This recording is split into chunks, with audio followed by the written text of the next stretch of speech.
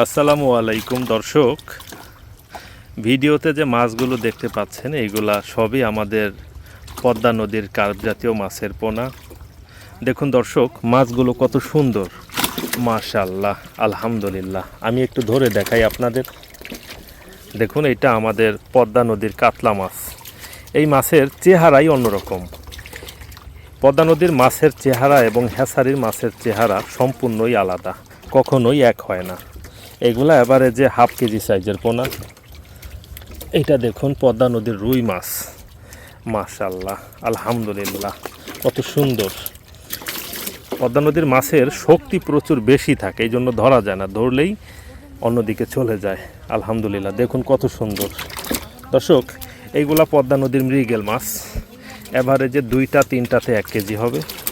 আলহামদুলিল্লাহ, শুকর আলহামদুলিল্লাহ। সবাই ভালো থাকবেন, সুস্থ থাকবেন। ভিডিওটি এইখানেই শেষ করতেছি। আসসালামু আলাইকুম।